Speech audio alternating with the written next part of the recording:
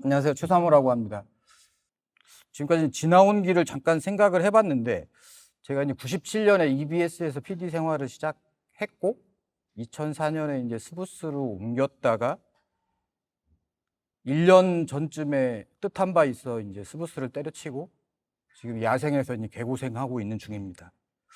거쳐온 프로그램들을 보니까 이렇게 파란색으로 된 건 이제 새롭게 기획에 공동으로 참여했거나 혼자 기획해서 시작한 프로들이고요.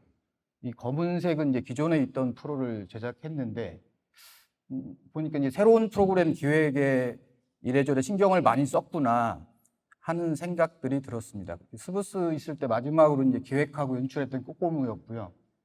이제 야생에서 듣고 보니 그럴싸라고 이제 폭망했습니다. 새로 뭐 해보려고 했는데 잘 안 돼가지고 폭망한 상태고, 그래도 여전히 뭔가 스토리텔링의 가능성은 있지 않나, 그 틈을 좀 찾고 있는 중입니다. 이 스토리텔링이 뭐냐 할 때 저는 그냥 한마디로 하면 스토리텔링은 미스터리 스토리텔링이다 라고 생각합니다. 그러니까 미스터리라고 하는 건 궁금하게 한다는 거겠죠. 끝날 때까지 어떻게 궁금하게 이야기를 만들어갈 수 있느냐, 그러려면 이제 적절한 반전의 요소들이 그 안에 들어있어야 할 테고요. 제가 이제 지금까지 오면서 스토리텔링에 대한 고민을 꽤 많이 했는데, 제가 들었던 가장 적절한 비유가 오솔길과 관련된 비유가 아닐까 싶습니다.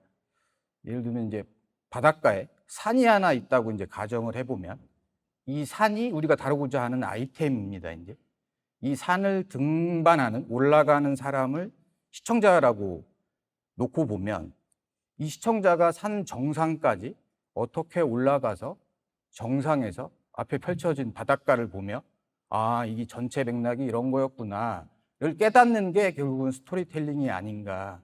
그러면 어떻게 하는 게 이제 재밌는 스토리텔링이 될 거냐.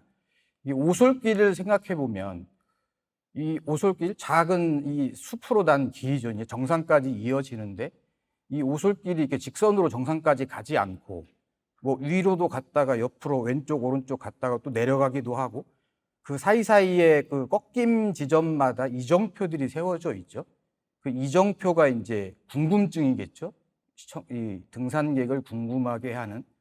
그러면 이 각각의 오솔길 그 갈림길마다 적절한 이정표를 세우고, 이걸 따라오는 시청자 혹은 등반객이 딴 생각 못하게 이 오솔길에 들어섰을 때는, 그 이정표를 봤을 때는 절대 옆을 못 보고 그 이정표가, 새로운 이정표가 나오는 지점까지를 어떻게 끌고 갈 거냐. 왜냐하면 주변을 보게 되는 순간, 예를 들면 좋은 아이템은 산세도 험하고 한 1000m 이상 되고 아주 아름다운 풍경입니다. 그러면 적절하게 해서 따라오게 할 수 있어요. 근데 한 100m밖에 안 되는 야산이다. 그러면 오솔길에서 딴 걸 보게 되는 순간, 정상으로 가는 길이 저기 또 있네? 그러는 순간 몰입이 다 헤쳐지고 절대 따라오지 않는다는 거죠, 이제. 결국은 어떻게 하면 더 빨리 시청자를 오솔길로 진입하게 하고, 거기서 다른 걸 보지 못하게 하면서 새로운 이정표까지 오게 하느냐. 그게 이 스토리텔링의 전부가 아닌가, 이렇게 생각하고요. 구성이라는 것도 결국은 이 이정표, 궁금증을 어떻게 배치하느냐인 것 같습니다. 산에 올라가는 수많은 길들이 있는데 어떤 길이 이 산을 가장 재밌게 올라갈 수 있는 길이냐를 고민하는 게 이제 구성인 것 같고요. 어떤 이정표는 사실은 별로 큰 흥미가 없어서 한 50m 가면 이제 흥미가 떨어지는데, 그걸 막 100m까지 연장해 놓으면 딴 생각을 하게 되겠죠, 이제. 이제 그런 것들이 이제 잘못된 구성, 이렇게 생각하는 게 맞지 않을까 하는 생각이 들고요. 그러니까 주셨던 질문 중에 이제 매력적인 소재는 어떤 거냐, 어떻게 찾느냐, 이런 질문들이 많았는데, 결국은 매력적인 소재라 하면 이정표가 많은, 그 자체로서 이정표가 많거나 혹은 많이 세울 수 있는 가능성이 있는 아이템이, 그런 소재가 매력적이지 않냐. 근데 다만 이제 막 저기 설악산처럼 좋은 산이야, 우리나라에 몇 개 없잖아요. 좋은 소재도 그렇게 많지 않다는 뜻이겠죠. 아까 말씀드린 대로 한 100m밖에 안 되는 야산을 어떻게 설악산 등반하는 느낌으로 만들 수 있느냐. 그게 중요한 요소가 아닐까 싶습니다. 그러면 이제 이정표를 제대로 많이 세우려면 어떻게 해야 하냐, 어떻게 구성해야 하냐, 이런 부분인데, 아마도 여기 계신 분들도 끊임없이 이제 고민하고 계시는 부분일 텐데, 이건 순전히 제 개인적인 생각입니다. 일단, 이 알고 있는 익숙한 사건이 되게 낯설게 되는 효과가 있더라. 그러면 그 주인공이 겪어나가는 일들은 시청자 입장에서 이제 모르는 사건이기 때문에, 개인적인 경험이기 때문에, 거기서 새로운 궁금증, 이정표를 만들어낼 수 있겠더라 하는 것이고요. 밑에 예시로 써놓은 건 이제 꼬꼬무 할 때 김대중 납치 사건이라고 꽤 이제 나이 드신 분들은 대부분 아는 사건인데, 이걸 어떻게 다루지? 할 때, 거기 중정에 있었던 흑색 공작원, 납치에 가담했던 이 사람의 시점으로 이야기를 전환하니까 저도 다 알고 있는 사건인데도 전혀 모르는 사건처럼 이게 바뀌더라 하는 지점이고요. 유경수 저격 사건도 대부분 다 알고 있는 사건인데 그 안에서 희생됐던 이제 여고생의 시점으로 이걸 전환한다거나 아니면 문세광이죠. 요시라는 인물 그 시점으로 그걸 따라가면 알고 있는 사건도 전혀 다르게 다가오는 것 같더라. 뭐 이런 느낌? 거기다가 이제 이분들은 일반인 주인공들이기 때문에 이 시청자가 감정이입을 할 수 있고 공감을 이끌어내는데 많은 도움이 되더라 하는 경험들을 했습니다. 또 하나가 이제 드라마에서 흔히 나오는 건데 이게 직접 화법이죠. 꼬꼬무도 이제 직접 화법을 이제 꽤 많이 쓰는데 이게 직접 화법을 쓰게 되면 장점이 이제 어쨌거나 이목을 집중시키게 되죠. 시청자로 하여금. 또 부가적으로 의성어도 꽤 많이 구사합니다. 꼬꼬무를 보시면. 이 의성어나 이런 것들이 순간에 집중력을 이렇게 끌어당기는 느낌이라고 할까?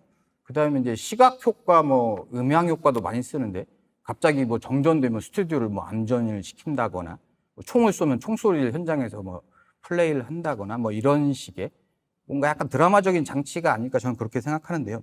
이런 부분들이 이제 몰입을 이끌어내는데 딴 생각을 뭐 시청자로 하여금 오솔길 밖을 보지 못하게 하는 장치들이 아닐까 싶습니다.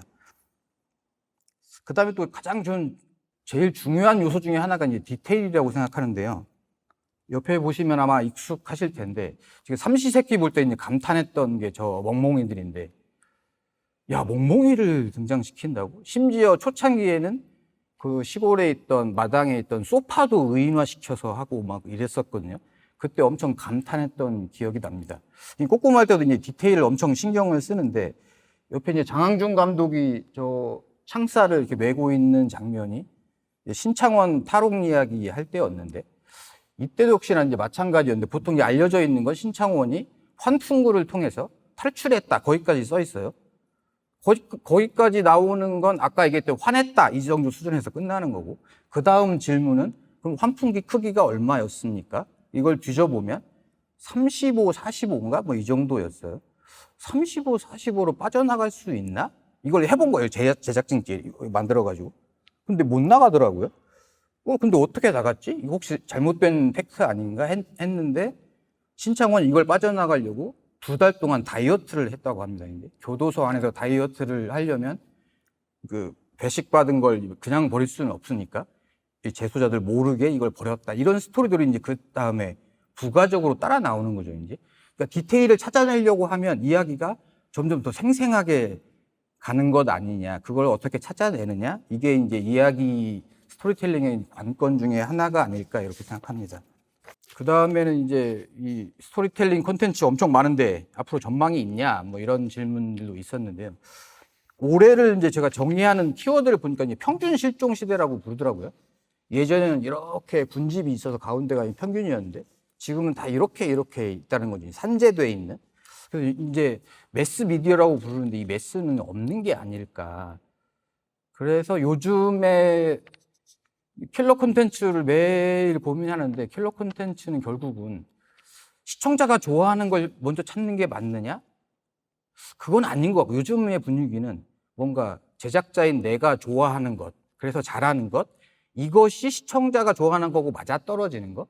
근데 이게 매스가 아니라 팬덤, 소수 팬덤을 겨냥하는 것이 더 맞는 게 아닐까? 이게 제 개인적인 생각입니다. 그래서 뭔가 제작자가 자기만의 어떤 세계관이 있고 그 세계관을 지지해주는, 비록 그게 소수라 하더라도 그 강력한 팬덤이 있다면 이 콘텐츠들은 계속 갈 수 있지 않을까.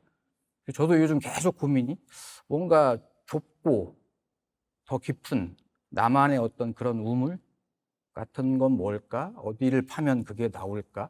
이런 게 요즘 제 고민입니다. 시간이 조금 지체됐네요. 네, 여기까지입니다. 감사합니다.